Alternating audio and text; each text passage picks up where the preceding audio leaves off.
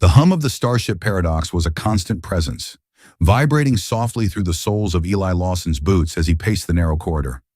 The hum was comforting in its way, predictable, like the heartbeat of the ship. But Eli wasn't in the mood for comfort. He had never been good at waiting, and today, it seemed, was a day built entirely on waiting. Waiting for the briefing, waiting for the diplomatic meeting with the Kurashian delegation, waiting to face a queen whose reputation had made even the most battle-hardened diplomats tremble. Not that Eli was exactly trembling. No, he was far too composed for that. He'd spent years navigating the complicated webs of interstellar diplomacy, dealing with species whose very nature defied the laws of physics, whose cultural intricacies could send even the most astute negotiators into spirals of confusion. But the queen, Sirah of Kurasha, the one who could bend time itself, or so the rumors went, she had a presence that was hard to ignore, and the strange flickering sensation in the back of his mind only made things worse. He stopped mid-step and ran a hand through his short-cropped hair. His reflection in the polished metal wall was the same as always, a sharp, youthful face framed by the uniform of the United Human Systems, his expression hard but with the faintest trace of exhaustion. His eyes flickered, and for a moment, the reflection seemed to shift, like a ripple in a pond. He blinked and the moment was gone. "Eli, my friend, still in here?" The voice was familiar, the tone light, even jovial. Eli turned to find Commander Nash standing at the entrance to the observation deck, holding a steaming mug of something that smelled faintly of burned coffee. "Why do you insist on calling me your friend, Nash?" Eli asked, though his lips twitched upward. "We've been through too many crises together for it to be that simple." Nash stepped inside, his eyes scanning the room before fixing on Eli. "Simple?" Nash chuckled. "You think anything about this mission is simple?" "No, my friend," he grinned widely. "I'm calling it like it is. You're about to sit across from the most powerful being in this galaxy, someone who could probably rewrite the laws of physics with a single thought, and you're over here looking like you're going to an intergalactic tea party." Eli rolled his eyes. "Yeah, tea with a side of interstellar war and time manipulation." He sighed deeply, crossing his arms. "You know, sometimes I wish it were as simple as you make it sound. That would make everything a lot less complicated." Nash took a long sip from his mug and leaned against the window, staring out at the swirling nebula outside. "Complicated?" he repeated. "Sure, it's complicated, but there's a trick to it, Eli. You gotta let go of all that heavy thinking. Remember the rule. If it's too complicated, just add a joke." Eli didn't have time to respond. His comm device buzzed with a chime, cutting the conversation short. "Eli Lawson," he said, tapping the small device on his wrist. The voice of his superior officer crackled through. "Lawson, report to the briefing room. The delegation from Kurasha is arriving shortly. Prepare yourself." Eli nodded, a small grin tugging at his lips as he glanced at Nash. "Looks like your tea party is about to begin," he said, heading toward the door. "Oh, don't worry," Nash called after him. "I'll be right behind you, making sure you don't accidentally start a war. Wouldn't want to miss that." The sarcastic tone in Nash's voice lightened the mood, but Eli's thoughts were already elsewhere, running down a different path entirely. The Kurashian queen, Sirah, he'd read all the reports, memorized the diplomatic protocols, and yet there was a lingering uncertainty that no amount of preparation seemed to quell. It wasn't just that she was feared. That was a given. Sirah was a ruler with power beyond anything he'd ever encountered. But there was something else, something deeper, something he couldn't quite put his finger on. He had never met her, but the moment he'd heard her name, something inside him had stirred. A memory, perhaps, from a time he couldn't quite recall. He tried to shake the thought away as the elevator doors opened and he stepped into the briefing room. The familiar hum of the paradox faded as the chamber's artificial gravity kicked in, and Eli found himself standing at the center of the room, where a holographic projection of the Kurashian delegation now flickered to life. The representative from Kurasha, a tall, elegant figure with skin that shimmered like polished obsidian, spoke first, the voice smooth and almost musical in its cadence. "Diplomat Lawson," it said, "we are honored to be in your presence. We trust your people have prepared for the matters at hand?" Eli nodded, his usual confidence settling in. "Of course we are prepared," he replied, his voice steady, but inside his thoughts raced. He glanced at the empty seat at the far end of the table, the one reserved for the queen herself. Then the door slid open. There she stood, Sierra of Quirasha, the queen who had conquered the stars and shaped the fabric of space-time itself. Her presence filled the room, commanding attention, not just through her appearance, but the sheer weight of who she was. Her long, pointed ears curved delicately, framing a face that was almost human, yet undeniably alien. Her skin was pale, almost silver in the artificial light, and her black hair cascaded down her shoulders like the night sky. But it was her eyes, those eyes, that caught Eli's breath. They were a strange mix of familiarity and mystery, as though he'd known them before, though he could never recall when. The room grew still.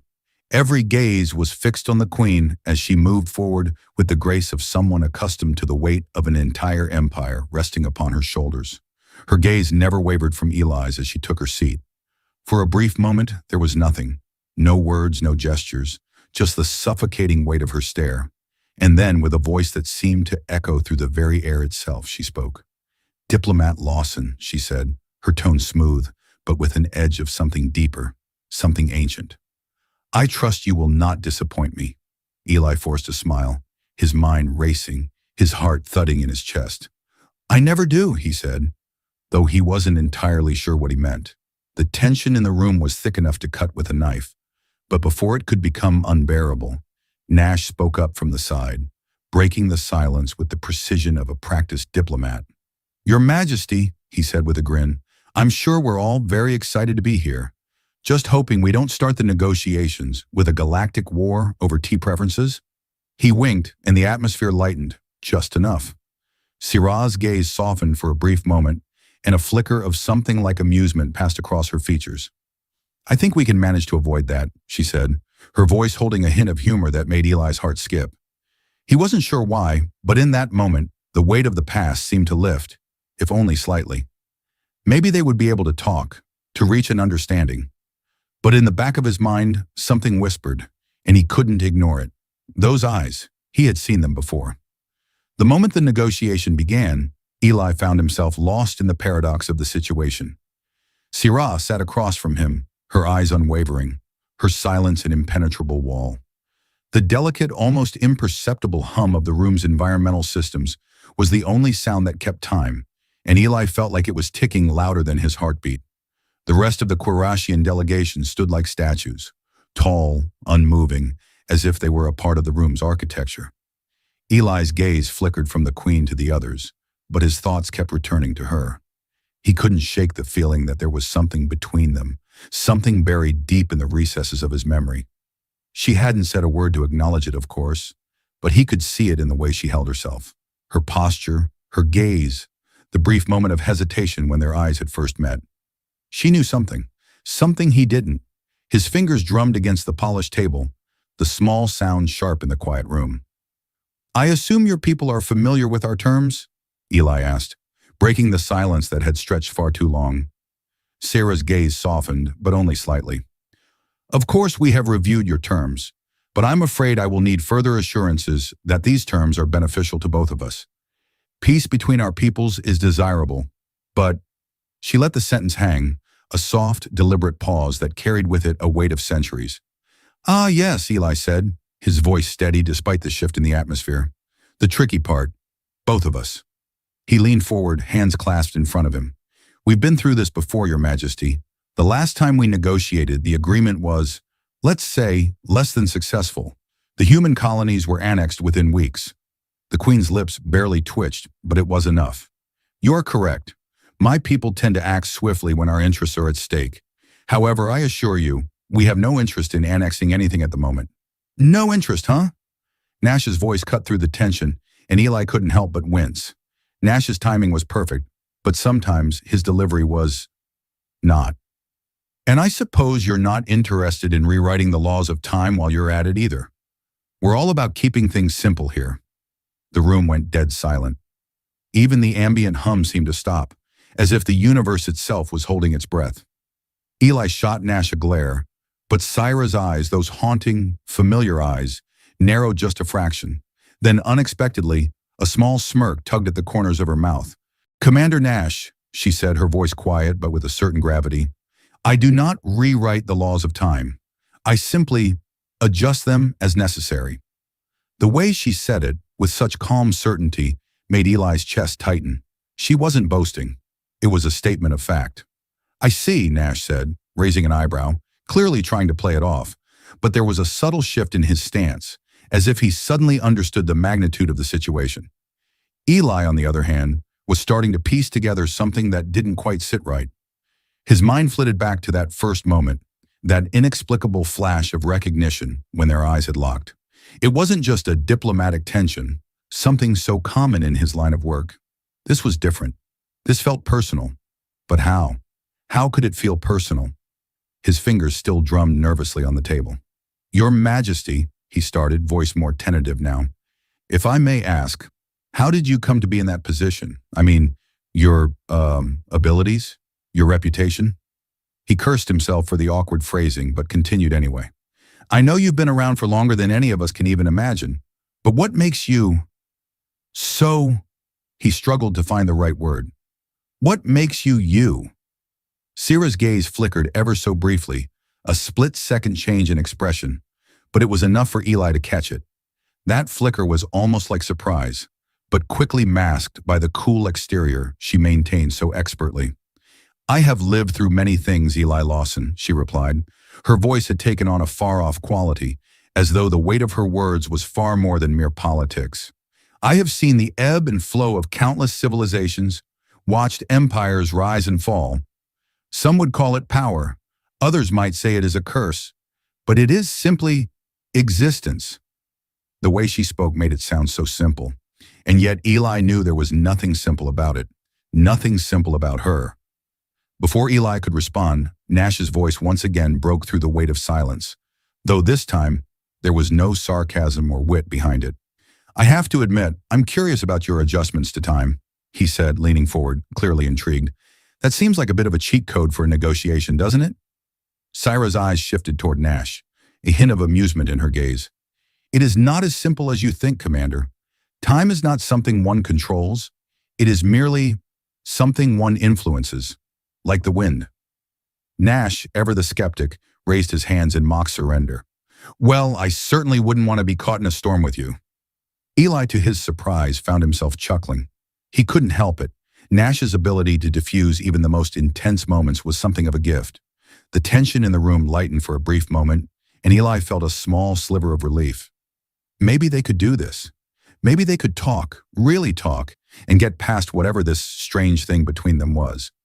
"Your Majesty," Eli began again, leaning forward, "I know we're here for peace. We all want peace, but we both know that peace is never truly just about avoiding war." He paused, letting the words settle. "It's about understanding each other. It's about trust." Sira's gaze softened, just a touch. "Trust, you say?" she murmured. "A commodity that is often in short supply. And yet, here you are, asking for it." Her eyes locked onto his, and for a brief fleeting moment, it was like a wave crashing over him. Her gaze wasn't just piercing, it was familiar, as if it had seen him before, in another time, in another life. Eli's heart skipped. He hadn't expected the sudden rush of emotion. He didn't know what to say, didn't know how to explain the inexplicable feeling growing inside him. Instead, he blurted out, "I remember those eyes. I remember them from somewhere." Sira froze. The shift was so subtle that Eli almost didn't catch it. But something changed.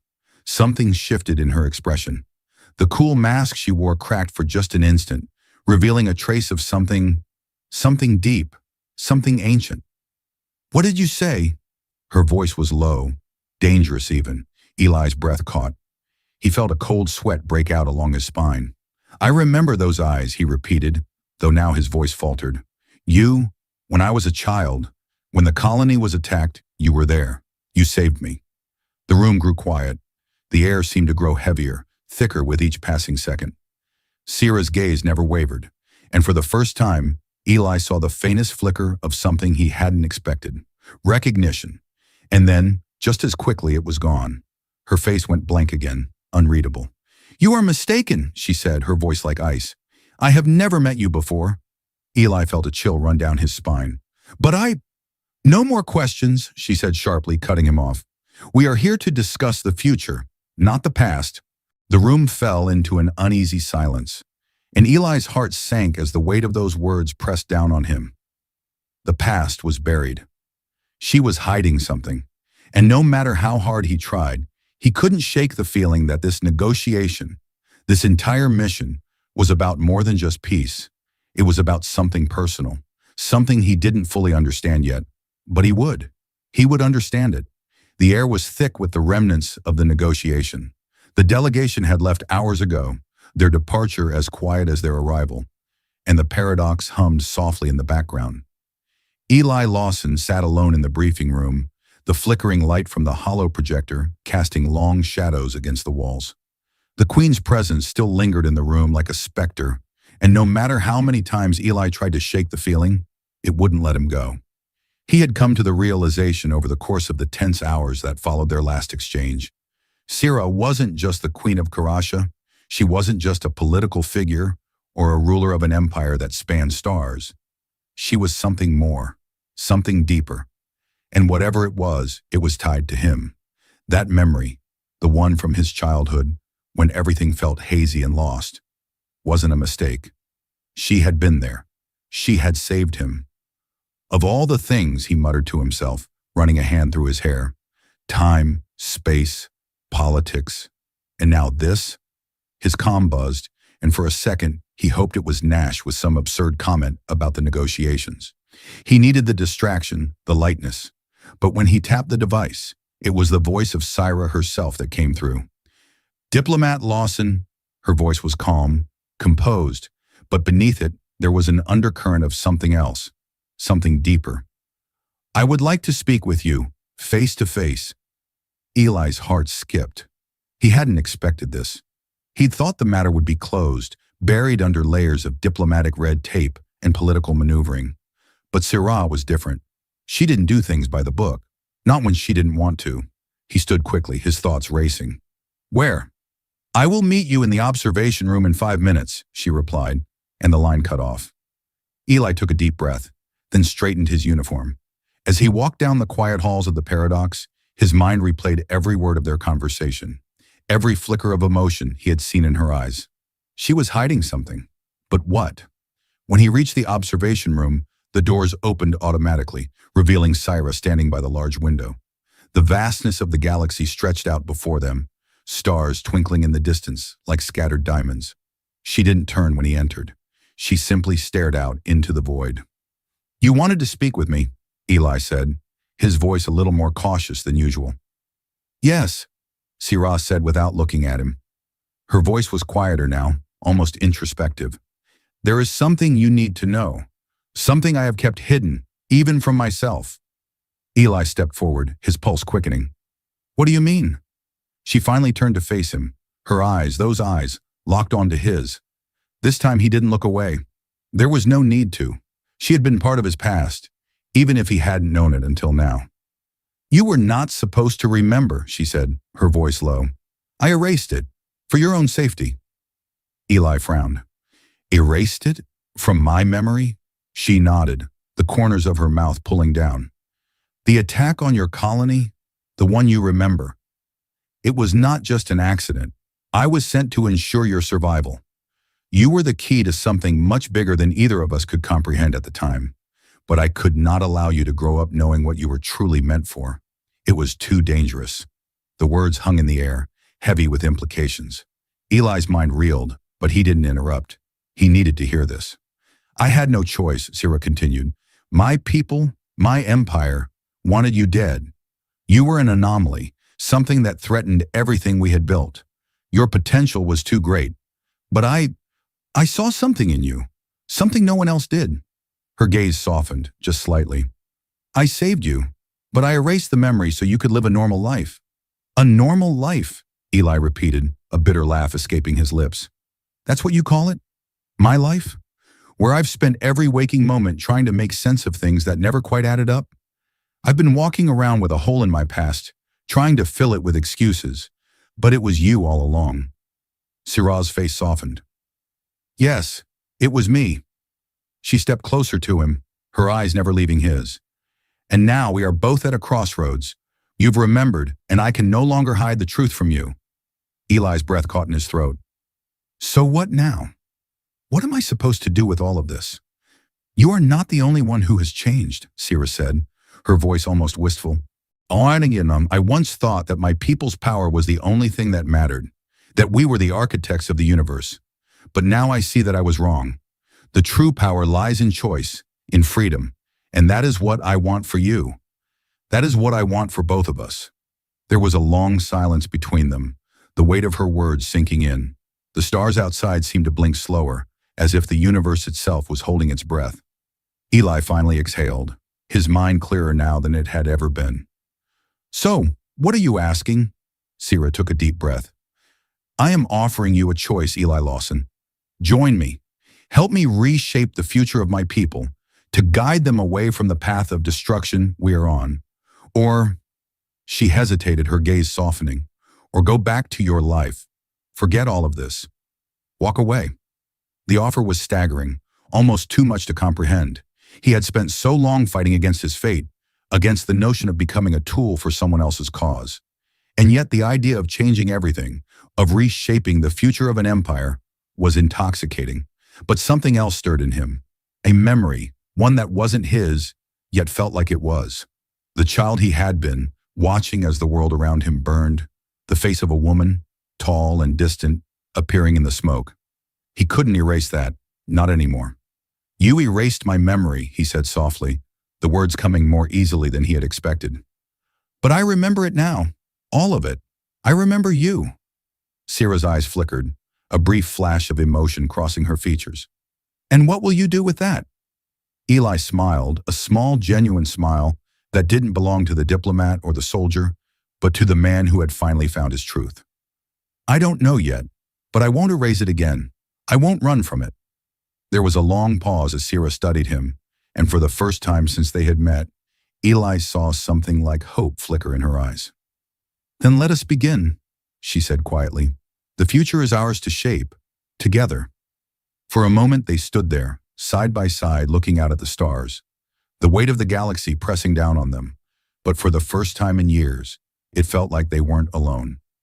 As the stars shimmered in the distance, Eli knew that no matter what came next, he had finally found his place, and with it, the understanding that the past, no matter how deeply buried, was never truly gone. It was always waiting, ready to be remembered.